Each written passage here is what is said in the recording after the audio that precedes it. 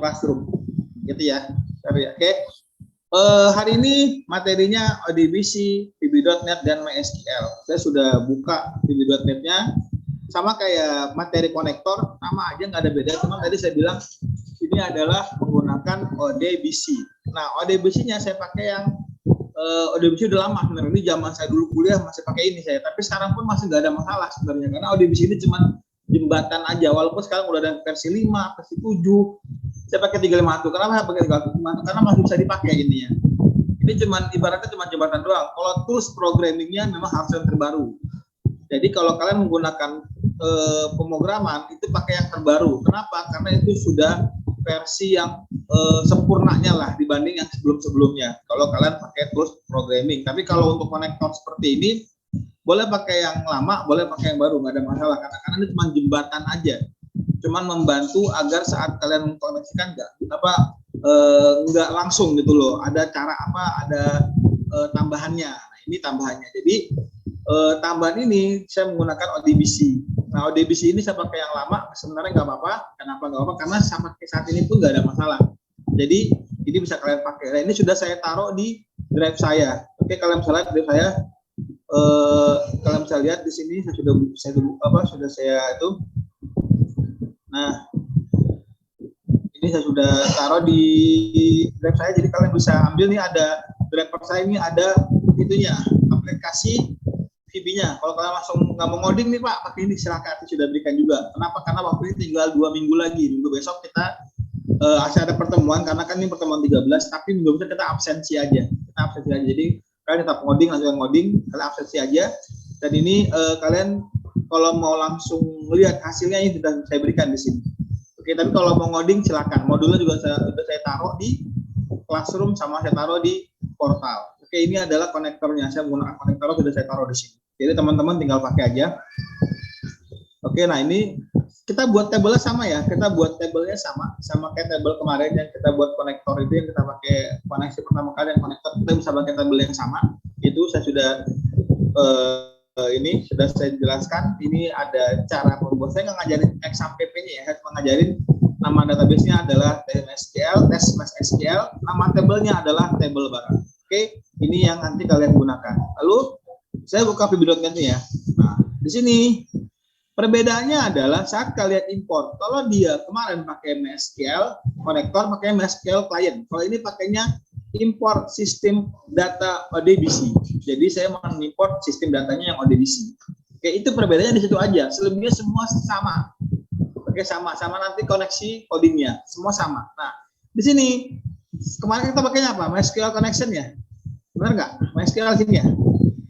Nah, di sini kita pakainya ODBC connection. Jadi perbedaannya dengan penamaannya aja. Yang kita pakai kemarin MySQL, sekarang ODBC. Selebihnya semua sama. Lalu untuk koneksinya di sini, nah berbeda sini nih, DB-nya nih. Jadi kalau kemarin kita pakai inisial katalog, password, sistem versions, nah itu kan bla bla bla. Nah kalau ini pakainya, saya pakainya drivernya MySQL ODBC 3.51 driver. Ini pakai ini aja. Caranya begini, di database-nya ini servernya localhost, UD-nya root. Kenapa UD-nya root? Karena kita kan masuk ke dalam hostnya dengan namanya root, usernya namanya root. Kalau ada passwordnya ini tambahin password. Misalnya Pak, saya ada passwordnya, tambahin password di sini.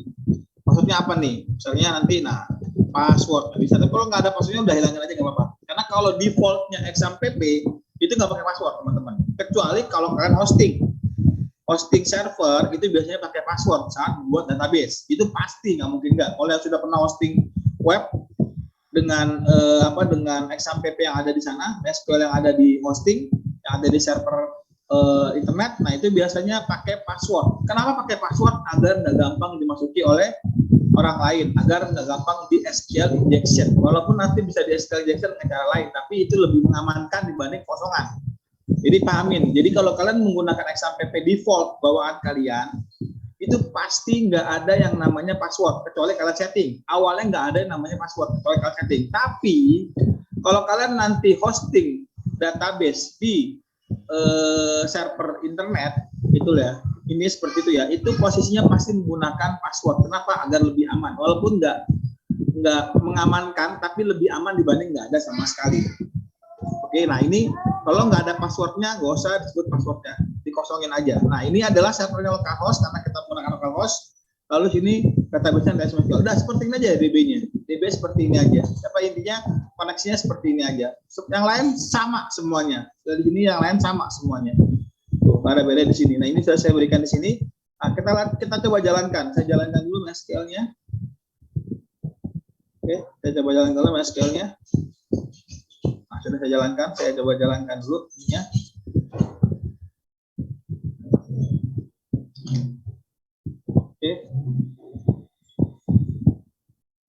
Oke, nah di sini sambil menunggu kita loading ya sebentar ya.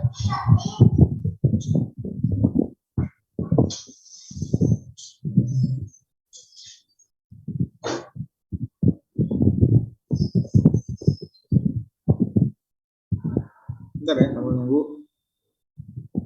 Lumayan karena makan RAM-nya lumayan.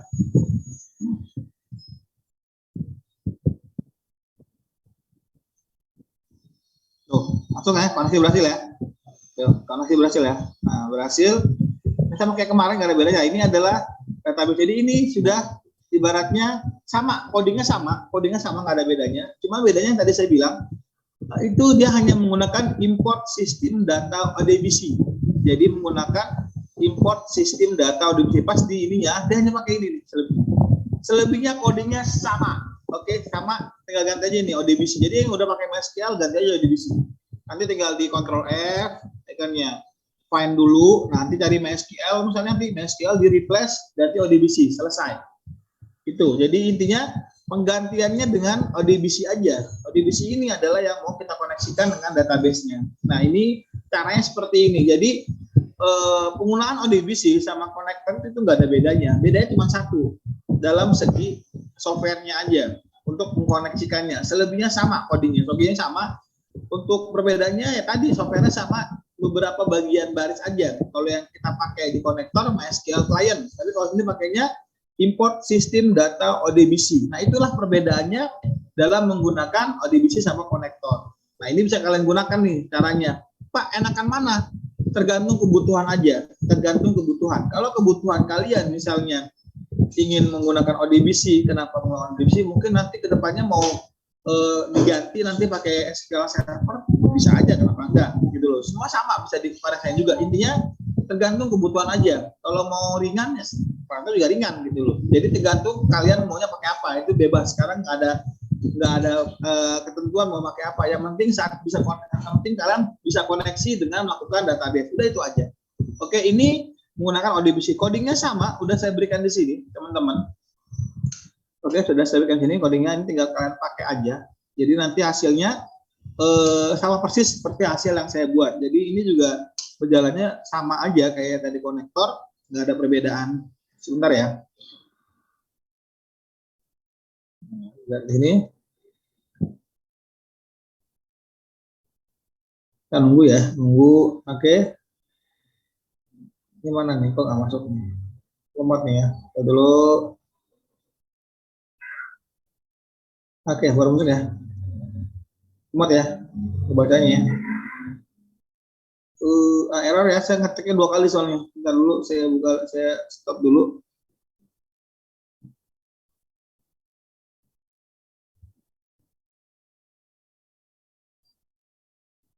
Nah, tuh langsung ya. Nah, ini sama aja kayak kemarin. Saya coba. Bentar dulu, misalnya apa nih? Misalnya PopMe misalnya. Stok barangnya 30. Simpan. Nah, muncul di sini. Kok apa muncul dong? PopMe 30. Saya mau edit misalnya. Edit, klik. Nah, saya ganti 10. 10, edit.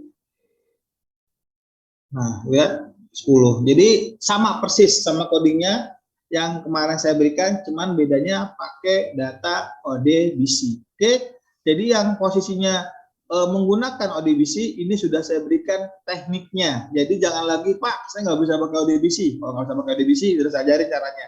Pak, pakai apa aja bebas, nggak ada masalah. Oke, ini bisa kalian gunakan. Sampai sini ada pertanyaan? Silakan. Ini menggunakan ODBC. Bisa kalian coba langsung menggunakan ODBC kalau misalnya kalian ingin mencobanya. Kalau yang sudah bisa pakai konektor, udah pakai MySQL client, konektor, udah nggak ada masalah sebenarnya. Itu sama aja, nggak ada bedanya. Nah, itu nanti bisa kalian praktekkan di aplikasi kalian. Oke, gantinya kalau misalnya pergantiannya gimana sih? Pergantiannya gampang gitu. Jadi saat nanti kalau sudah pakai MySQL nih, kalian pengen coba migrasi pakai ODBC, tinggal kalian ganti aja nanti, ganti misalnya nanti di sini,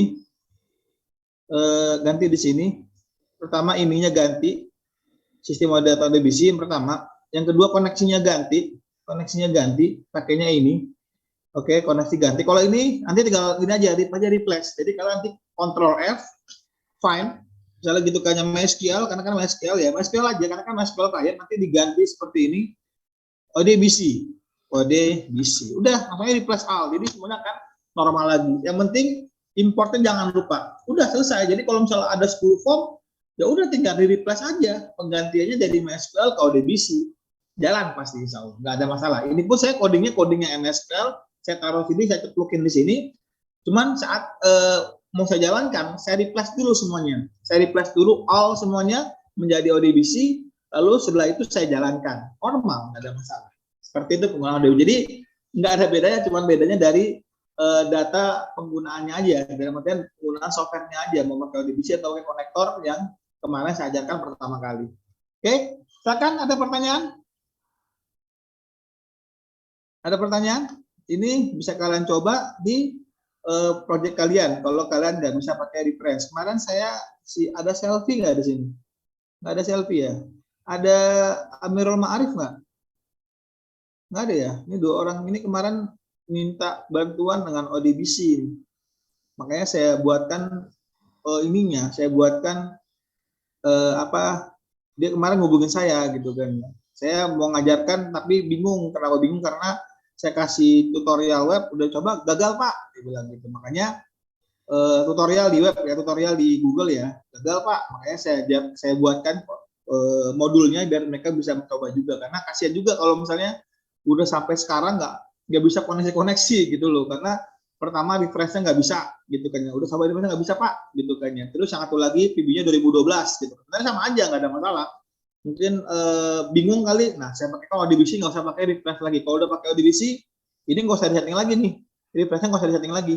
Sudah otomatis, tinggal kalian ini nggak usah setting lagi nih. Udah otomatis langsung connect dengan ODBC. Udah gitu aja bedanya. Nggak ada masalah. Ibaratnya bebas memakai apapun. Sampai sini ada pertanyaan? Silakan.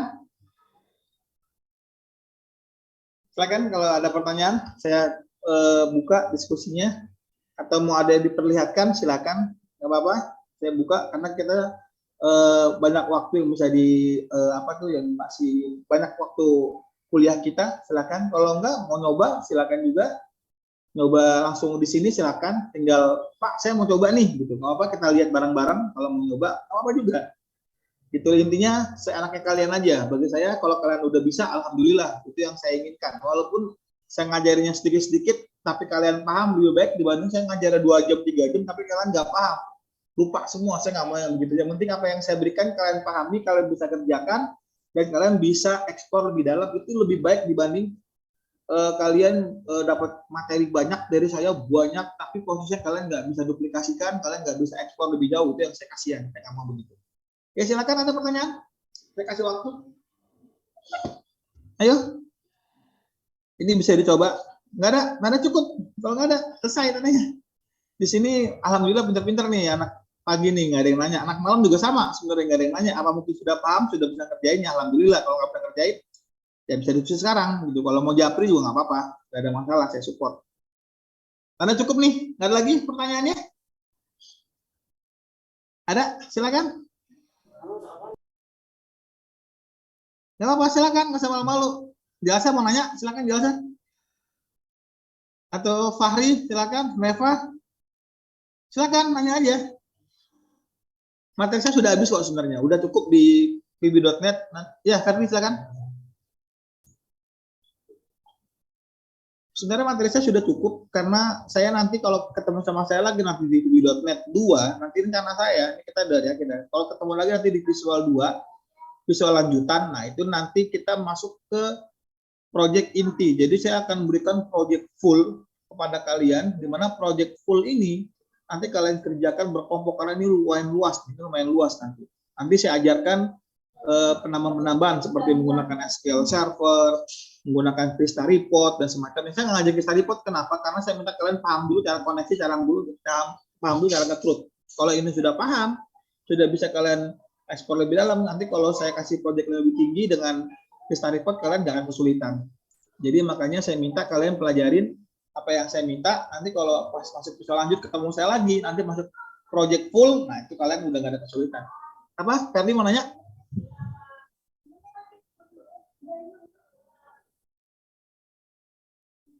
Itu buat nge-report. Jadi gini, jadi kan dalam setiap aplikasi itu pasti ada report ya, ada printout ya, ada printout, ada hasil keluarannya. Nah, itu di VB ada softwarenya. Di VB ada softwarenya. Memang saya nggak ajarin sekarang. Kenapa saya nggak ajarin sekarang? Karena saya pengen kalian tuh paham dulu mengenai koneksi VB.NET biar kalian nggak bingung nanti cara penanganan dua hal yang berbeda. Memang ini satu tapi berbeda loh. Berbeda dalam artian karena kalau pakai Vista Report kita harus nyeting lagi desainnya dan kita harus coding lagi kebutuhan kita. Itu agak lumayan banyak tuh. Nanti saya ajarinnya pas visual lanjut. Kalau ketemu saya lagi di visual lanjut, nanti saya ajarin tuh. Saya ajarin modulnya dan saya ajarin tutorialnya sama seperti ini. Nah, itu posisinya menggunakan software tambahan. Nah, software tambahan itu lumayan besar. Ada sekitar 100 atau sekitar 200 sampai 500 mega. Tergantung versinya versi berapa. Kalau kalian pakai versi 2019, Visual Studio-nya itu lebih besar dia. Dia nanti ada software, nanti kalian install, nanti dia ada nanti seperti ini jatuhnya. Vista Report itu seperti ini. Nyetingnya seperti ini. Saya coba buka ya. Nah, ini saya buka item. Tapi itu belum saya ajarin ya. Saya ajarin nanti ketemunya pas Visual Studio. Atau mungkin nanti minggu depan saya berikan modulnya, kalian coba sendiri ya. Karena itu memang belum saja nanti buat saya simpan buat visual lanjut. Nah, ini Vista Report. Nah, ini nanti tambah seperti ini. Nanti kalian nyeting lagi di sini.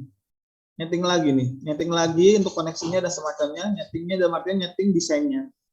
Nah, itu nyeting desainnya dan selanjutnya. Ini cara mudah membuat report dengan VB.NET. Nanti saya ajarin caranya. Tapi nggak sekarang, teman-teman. Nggak sekarang karena waktunya lumayan panjang ngajarinnya, butuh waktu 2 pertemuan. Dan ini saya nggak mau ngajarin sekarang karena saya ajarin nanti pas di visual lanjut. Syukur-syukur ketemu saya lagi. Kalau nggak ketemu saya lagi, kalian boleh hubungi saya nanti. Pak, visual lanjut nih nggak ketemu saya nih, ketemu dosen lain. Tapi kalian mau hubungi saya ngajarin study report, saya ajarin. Saya udah punya videonya. Saya ajarin ke kalian, tenang aja. Karena saya sama kalian mau ngajarin study report, tapi nggak sekarang. Saya pengen kalian fokus dulu di project saya, karena project saya juga lumayan banyak sebenarnya. Itu seperti itu. Oke. Nah, itu yang saya kasih tahu ke kalian. Ada lagi pertanyaan? Silakan. Ada lagi? Nggak ada, cukup ya namanya. Nggak lagi pertanyaan, kalian sudah pada pinter nih. Tinggal kalian pesan aja coding yang saya minta. Oke, coding yang saya minta. Oke, gitu ya. Cukup ya? Atau ada yang mau diskusikan? Ada yang mau ngeliatin programnya? Nggak apa-apa?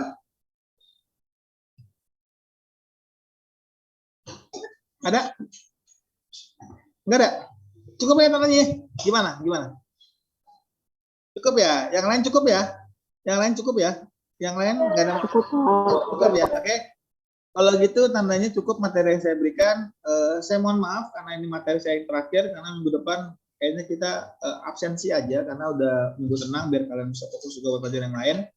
Jadi minggu depan kita posisinya absensi aja. Jadi kalian tinggal absensi untuk BAP-nya karena kita masih ada satu pertemuan lagi. Dan saya mohon maaf ada salah kata perbuatan selama mengajar kalian, dan mudah-mudahan apa yang saya berikan ke kalian bisa pahamin, kalian bisa mengerti, dan kalian bisa duplikasikan dengan baik. Oke, semuanya, akhirul kalam. Assalamualaikum warahmatullahi wabarakatuh. Waalaikumsalam warahmatullahi wabarakatuh. Terima kasih, Pak. Ya, sama-sama. Terima kasih banyak, Pak. Ya, sama-sama.